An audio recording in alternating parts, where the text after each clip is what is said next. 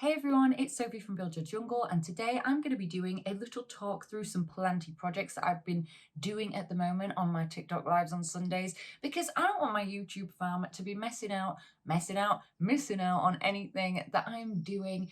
I usually do my main big projects here on the tubes. Will they ever catch on? The tubes. But occasionally on TikTok, to spice it up a bit from me just doing watering all the time, I will do the odd cool project or spontaneous thing. So I want to start with a little thing, and this is featuring one of the plants that I got from the Cactus and Succulent Society at Pudsey Show. Do you guys remember this pot? I got this pot from an artist, a fellow artist and graduate of Leeds Arts University, which is where I studied, and they made some awesome ceramics, and we were doing an art market together, not together, but we were both doing stalls at the art market, and I had to have this pot. And this was years ago, this was like 2 years ago, and I just love anything like wonky and stuff, and this glaze is so my jam. But I think that I love this pot so much that for the longest time I've just avoided putting anything in here, because it didn't have drainage, and I wasn't 100% sure what I was going to do because it wasn't too deep, so there wasn't really room to put like lava rock or something in the bottom. And then Sue, which is one of my TikTok friends, said to me, why don't you just cut down the pot? And I thought, why have I never thought of just cutting down the pot? I put the Aeonium leucoblepharum into the pot because I've got it in a 6 cm pot, and like Sue said, I cut it down. Hang on. Whoa, so that's it in there. I repotted it into my succulent mix, and then I reused the top dressing that they put on because I thought it was quite cute. It's like little different coloured mini pebbles. This one has this same purpley tone to it as the top of the pot. And then it just goes to this ombre green in the middle. It's like a little mini tree kind of succulent. It's so cute. But I'm so glad that after hoarding this pot for 2 years, I finally found, guys, the perfect plant to go in it. What do you think? Do you love it? I love it. I love this for me. Second thing that is also a quick small thing, just because it's right here in front of me, I have some bird of paradise seeds, or Strelitzia. It's either Strelitzia nicolai or Reginae, and I'll put it on the screen now. This was a present from my friends that they brought back from Spain for me. Actually, I need to give it a bit of a spritz. I've got it in my old isopod, initial isopod temporary enclosure, because I was like, this is a good one for seeds because it's got this vent on the top, and I often forget to let my moss prop boxes breathe, and they need to breathe so that they don't have mold and stuff build up on them. But these seeds, and I've only had them in here for a few days, so I doubt they're going to have done anything at all. But they're so cool. They're so cool because they are like fuzzy and orange. Like, I've never seen seeds that are fuzzy and orange. I have to say, a lot of seeds look really cool. But I've got these under my grow light, like 1 foot under my grow light, so they get a lot of warmth. And I'm hoping to see if I can germinate them, because these are from Spain. I don't know if it's going to be very successful trying to grow this from seed over here, but I had the seeds and I thought, I want to try. So that's a little side project going on in the goings on. The next one is on my sunny windowsill over there. I'll just go get it. So this cactus was from the lovely Barbara of the Cuddly Cactus. Hello, Barbara, if you're watching this, how are you? I haven't seen you in ages. And it is the nicest orange. Like, can you see it better actually against my wall maybe? It's got really long orange spikes, and it's a cactus. And I don't know the ID for this. If anyone has the ID for this, we've been wondering for a while, and I had it in the cutest cup because Barbara likes to put cacti and succulents in vintage containers, and I've got the old soil in here. I need to put something else cute in this because how cute is this little produce jug? I love vintage stuff like that, so that's gonna have something else in it, probably a fern, because look how well this fern is doing that I've got in no drainage at the moment. So that would be very cool. But basically, you might be thinking, that looks like semi-hydro, Sophie. Have you lost your mind? It is semi-hydro. I saw hydro hippie houseplants doing this with a spiral cactus, and it turned out amazingly. This plant has been having problems with dehydrating too much and shrinking a bit. It was probably because it had outgrown this when I got in there and had a look the other day. But a lot of the roots had dried out because I'd let it go too long without watering, and probably also because it lives above my radiator. So I thought, I had some lava rock left over and I thought, let's do it, let's try it out in this. So I pruned back the majority of the roots. I think I was left with about this much roots, chopped back all the ones that were looking a bit too far gone. And then I've filled the water reservoir at the bottom up to about there. And you want to do it with the jar tilted to the side so that it runs down the side and doesn't like overly moisten the top of the lava rock, because the one thing you need to know about growing cactus in semi-hydro is that they don't use it in the same way that other plants do. These are not plants that you want to let have roots growing down into the reservoir, and they're not plants that you want to top water when they're in lava rock. Basically, the roots will go in the very humid gaps between the lava rock, and that's how it's going to uptake all of its moisture in this setup. And I wanted to see if it didn't rely on me for watering it and it actually already had it, would it do better? Because I don't want to stunt this plant's growth by underwatering. So we're trying it out. I just thought, what is the point in life if I can't have a little bit of fun and experiment, you know? And I don't know what it is, but for me, there's always something about plants in jars that is just adorable.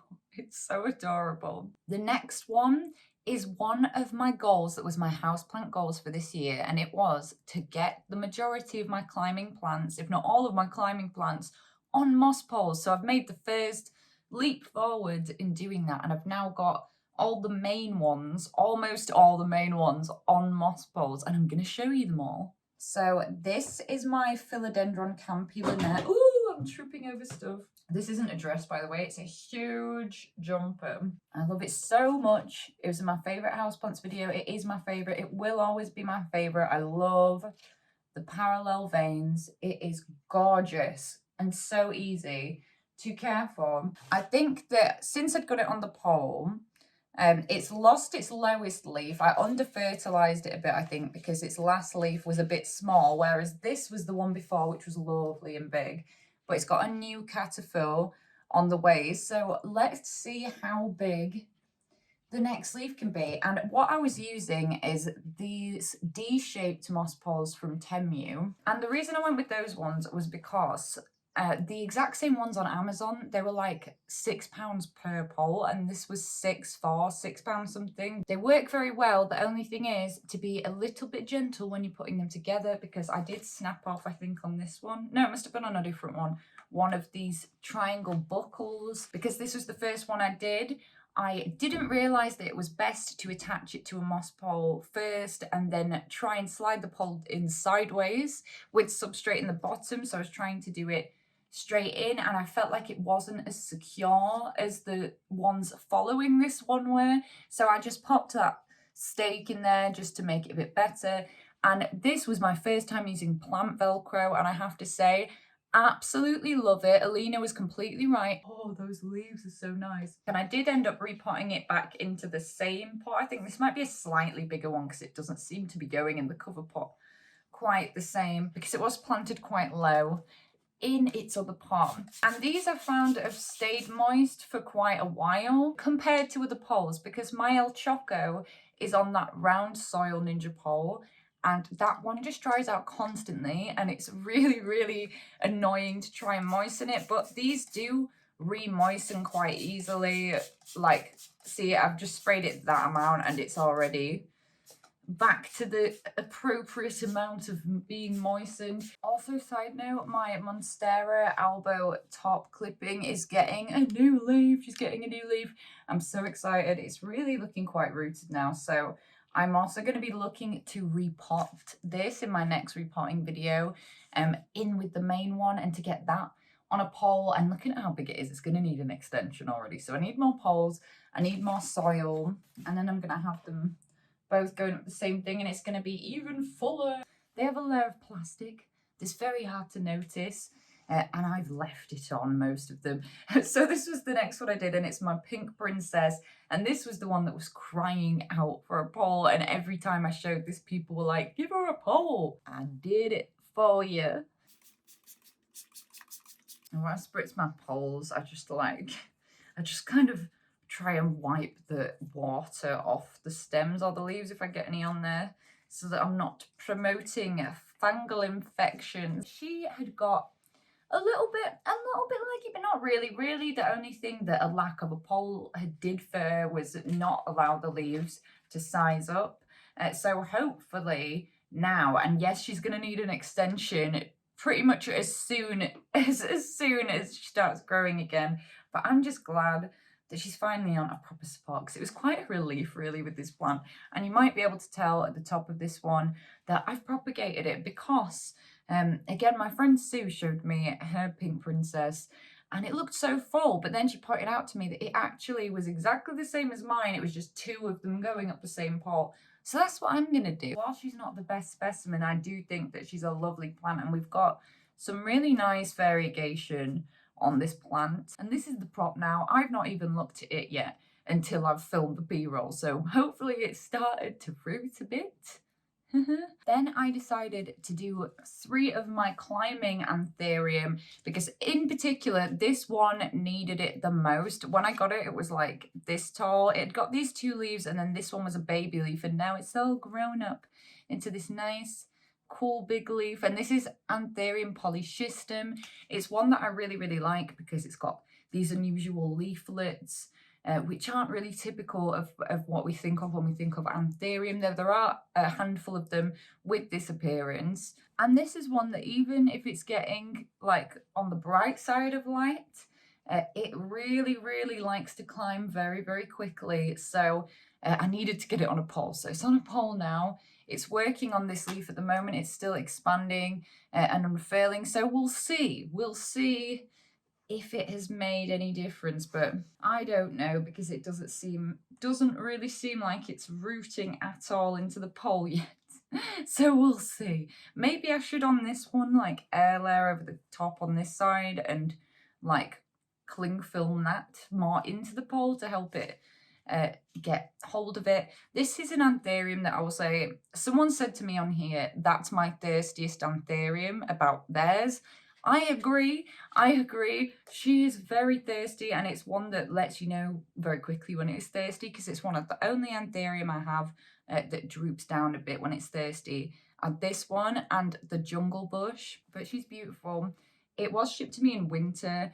We have had some yellowing onto the lower leaves, but nothing major, and nothing that would make me be like, oh no, I need to chop it or anything.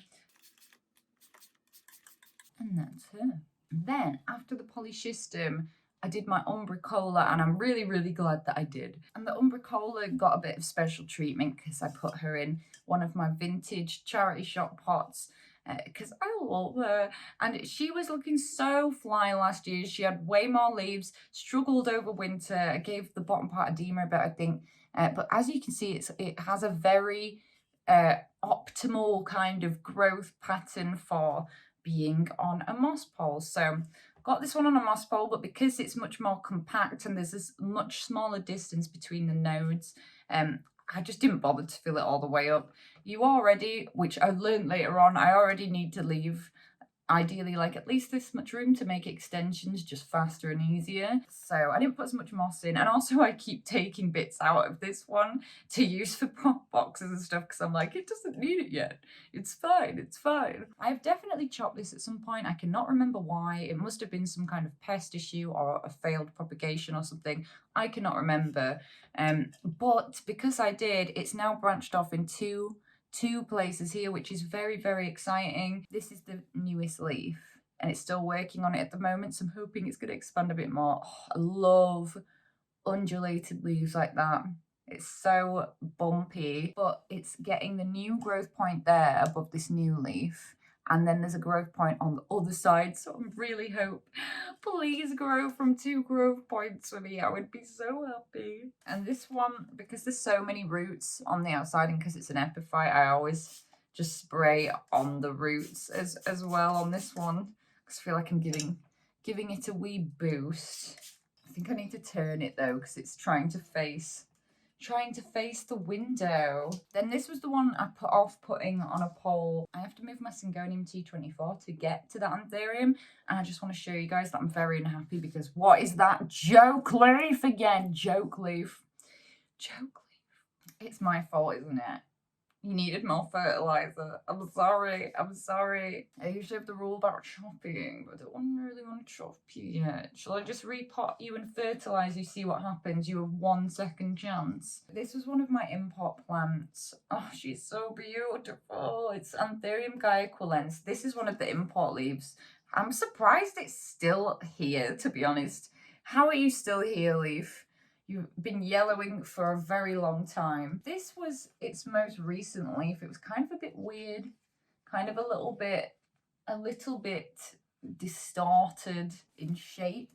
I don't mind, to be honest. It was probably due to previous thrip damage to the cataphyll before the leaf emerged. But this has the most beautiful kind of bluey undertone to the green that really comes out when it's in slightly lower light as well. I feel like this most recent leaf is kind of a little bit darker because we're getting closer to the light source, and I might have to rethink where this goes. I picked this up to water it and I've ripped the leaf here, which makes me sad.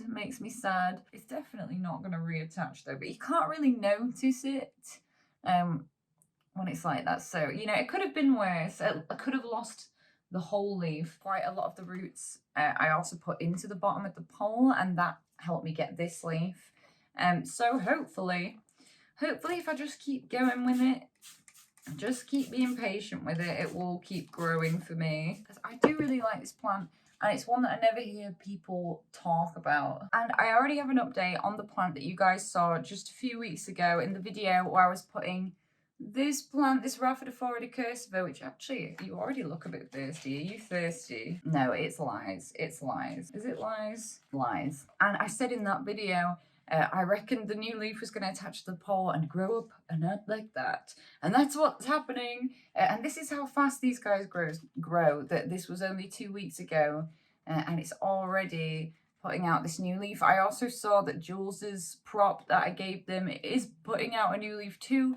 So that's great. These ones really do grow super easily. And I realized that when I made that video, I also had these very rooted propagations, which I wanted to put in the pot as well, but I forgot. So I'm gonna have to pot them up on their own, up a different moss pole, and then when it's time to repot them both, put them together. But I love this plant. It's been so neglected in my bathroom for the longest time, and I'm glad it's getting some proper light. It's in a good spot now, and let's see how big we can get these leaves. This next one is bad news, but there may be hope. Oh, I don't think so. I don't think there's hope at all. This was my Anthurium in fructescens for Anthurium chloronervium. Also, I've learnt from my Anthurium loving pals that to stop what has happened to me happening, you want to wait until the whole spadex is receptive, until the sticky fluid is all the way up before you start pollinating, because it can stop it from producing higher up. And as you can see, all the berries were coming on the lower side. This has obviously got snapped off by accident. And I'm like really upset that I snapped it off by accident, because I've been waiting for months, like 8 months for these berries. But Tone, who's one of my plant friends from TT as well, said they should finish off for you if you put it in water. They usually go like green like that, and then this species goes orange. So we'll see, maybe we'll get one, if just one survives, please. But if not, you know, I can always try again. I can try again, and I should get an Anthurium Bakri, because then I can try seedlings without the faff of doing the pollination stuff too. If anyone was wondering how my Euphorbia lactea white ghost prop is doing, we've not got a root. I think when I looked right underneath, it had just got the start of a root. It's not really happening yet. I keep just misting the top. I think one reason it's just going to be really slow, like it's not even wrinkled yet. Like, so to me, that's saying I can go a really long time without watering, which is going to make it a slow thing to root because the plant doesn't send out the roots till it's like, it's looking for the moisture because it needs to take the moisture up. So therefore plants that can go very long without water take the longest to root. But she's still beautiful. I really hope that it does work because this was on my wish list for so long. This is my Prince of Orange, Philodendron Prince of Orange. I couldn't remember then. And this has been growing quite well for me. I also noticed the other day, it's variegated a tiniest bit. This leaf's variegated. This leaf's got a tiny bit of variegation too, so that's cool. But it's funny because looking at this, it's the emergents are coming out so dark red that I would almost think it's a philodendron. Oh my goodness. Is it called Red Sunset or something? And this is on my IKEA pegboard at the moment, but I separated from it the other day, this little pup, and it's already working on a new leaf of its own as well. It had a few little roots, and I've got it in sphagnum. This will probably get sent to one of my buds at some point. Next, I was thinking, I thought that I'd shown this on here, but then I was thinking about it and I was like, have I? I don't think I have.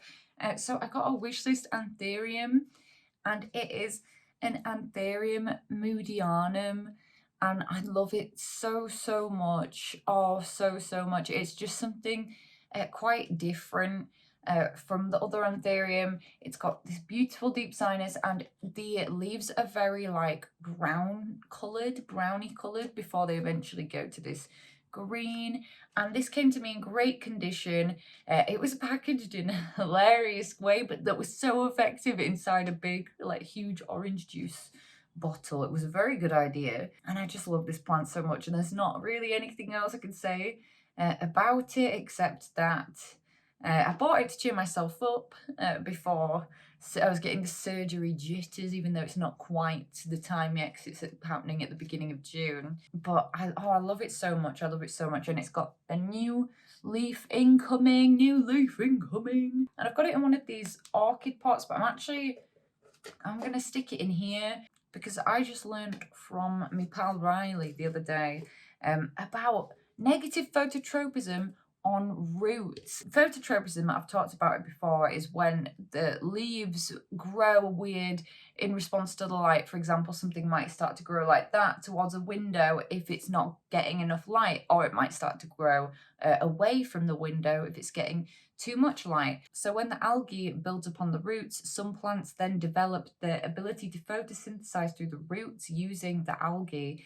And then that makes the top part of the plant have weird phototropisms, and it makes the roots not perform their usual function properly. So the fix for this is to put the clear pots inside a cover pot. All the times with that philodendron Florida Ghost that I was so confused why that was happening, and I was trying it in all different light setups. And traditionally, Florida Ghost needs bright light to get that white to the leaves, but I just couldn't understand what was happening. But of course that was it, and I found that out off Riley the day after I did this. I chopped it all. I was like, I don't know what's going on, it's driving me crazy, because all the leaves, and you can even still see from this, like, have you ever seen the leaves push so closely up to the stem of a plant like that? And this has been caused by the root phototropism thing. So God knows if those leaves will ever undo that. This was the first rare plant that I ever bought. And I'd be very upset for that to be the end of its journey. I've had to restart it about 4 times because of root rot, and I finally got that part down, and now this. So thanks a lot, plant. Thanks a lot. Oh, dearie me. I wanted to show you guys these. It's not a plant, but it's plant related. They are mushrooms, and Aaron and Harriet went camping, and Aaron bought me these as a gift because he said he knew that I'd love them, and he was right because I'm obsessed with these. These are adorable. I love ceramic stuff. I already have some ceramic mushrooms also off Aaron, and frogs, and these are just so stunning. I can't get over them. I love the effect of the glaze on the top. So I've had these on the back part of my windowsill so I can't knock them off, because I can just see them from my bed in between some of my cacti and succulents, and I appreciate them in that spot. But I thought you guys would appreciate them because they're so lovely. I'm obsessed with them. This is my Begonia maculata double dot, guys, and can you believe it? Every time I show her, I can't believe how much bigger she's getting, but she is my absolute superstar. This is the plant that I almost entered at the spring show, but I was just being too disorganized. So I'm going to enter her next year, and she is going to be absolutely majestic. Like, I love her so much. She's growing so well for me. Always working on a zillion new leaves at once, all at once. I also got a new plant recently that was from U Garden on TT Shop, and it's the Fatsia. Ooh, I almost dropped it on all my Anthurium. It's the Fatsia japonica spider's web, which is this beautiful variegated one. And it was taller, but I propped it. I couldn't resist it. It was just the perfect kind of stem to propagate. It was could not resist. And already, and I just made a reel about this, already I chopped this 2 days ago. I chopped this, and it's already got 2 new growth points because Fatsia just love to keep growing. And this one can go indoors or outdoors. I think primarily, I think when they were selling this, they were intending it to be more of an outdoor thing. But Fatsia make great, really hardy house plants that will always keep going for you. And this is one I've wanted for a while, and they were so kind enough to give it to me as a free sample. It's so lovely. It's so lovely. I can't get over it. And I'm really excited to show you guys when it gets some new leaves, because the part I propagated as well, it's like really, really white. It's like really high white. But this is my favorite leaf. Look at that. Look at the variegation on that one. It's so nice. And this is still in the like qua thing at the moment because I need to get more soil, so I will repot it when I do a repotting video. And they didn't ask me to put it in this video. I just wanted to show you guys. Oh, my tummy's rumbling. I just wanted to show you guys because I don't want to get a new plant and not tell my planty peeps. Because she's right next to me, you can go first on my little brigade of new leaves. And it is my Anthurium, gosh, I forgot then, Gracillis. No, that's a Hoya. What? This never happens to me with Anthurium. Maybe, yeah, it's Gracile. It's Anthurium Gracile. I just confused myself with that Hoya. I repotted it. I still can't believe how much this has grown over the last 2 years. It's kind of crazy because I love how Anthurium, as they get older, like the overall plant continues to size up as well. It's not just like with certain plants where once it's given you the leaf, even if the next leaves size up, those leaves will always be just as they are. I was expecting a lot of leaf drop from lower down leaves because we had some evidence of edema on some of these leaves. I mean, you can see this one's starting to look a bit not great, but it hasn't. It's all right. And we've got these 2 new ones here, and it just given me like this one. At the time I didn't think so, but when I'm looking at the stem now, I'm thinking maybe you would also fancy yourself a moss pole. So we'll have to see what I do about that. Oh, I have got to show you my string of turtles because it's looking like the best it's ever looked. There are some props of this somewhere, but I have moved this to being really under my grill. Like it used to be longer, but it was looking a bit straggly, I felt. So I've gave her a trim, and I do think it's important to keep pruning a string of turtles. I'm so proud of this because it used to be just a tiny little 6cm pot. This is the loveliest that the top of this plant has ever looked. Like, it has got so many new leaves coming, all these beautiful pinky little turtles all crawling around the top of the pot, and I'm just so happy it's not, because usually you'll see a lot of these and it'll look a bit like my string of hearts looks right now, where you tip it at the top and it's really bare. But this is a full pot, guys. A full pot. I'm so happy with it. I am very proud of you. Monkey tail cactus is popping off slowly, but we are popping off. I had a dream that this gave me pups from the soil. So I'm hoping that that dream manifests this year and becomes a reality, because it has, as of yet, not. This plant grows really interestingly because it's like when it's decided it's done one tail, it starts the next segmented tail. And should I prop it, guys? What do we think?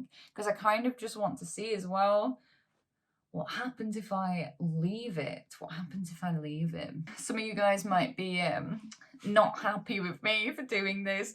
My oxalis plum crazy, it was starting to look quite leggy. It had got dried out a few times and then dropped a load of leaves, and I had a load of bits of bare stem. And from the side it was looking nice, but it was really just through delusion, the power of delusion. Because when I turned it around, it wasn't looking good and I was just in denial. But usually oxalis will go dormant a lot of the time when it hits those cool temperatures in winter, and they'll lose all of the foliage and then they'll grow back in spring better than ever. But mine just didn't, probably because it was under the grow light and it just didn't get that proper seasonal change. So I was like, we're going to do a big prune back here because sometimes it's just for the best. And already the section that I've got here is looking so much better. That is so much fuller. So you guys might be sad because she was big and trailing before, but trust me, they grew so fast. Look, it's already working on a whole bunch of leaves and it's still in bloom. We've got the cutest little yellow flower and these ones that are just about to open. These are super thirsty. It's one of my few plants that, like Calatheas, it does like to be moist constantly. Why do Shiveriana, Ficus Shiveriana, I can't get on with them. This is my second one. And Jules suggested to me that I was watering it too much. So I'm trying to let it dry out more in between. But I don't know. It seems either way that I go, they crisp off or the leaves drop. But leaf crisping to me would suggest an underwatering, situation. If you have tips for Ficus Shiveriana, do let me know. At the moment, it's in 70% humidity. It's 2 foot from a grow light, so getting some bright light, and I've been keeping it consistently moist. I really wanted to say this. Look at that. Look, it's beautiful. I repotted this on camera.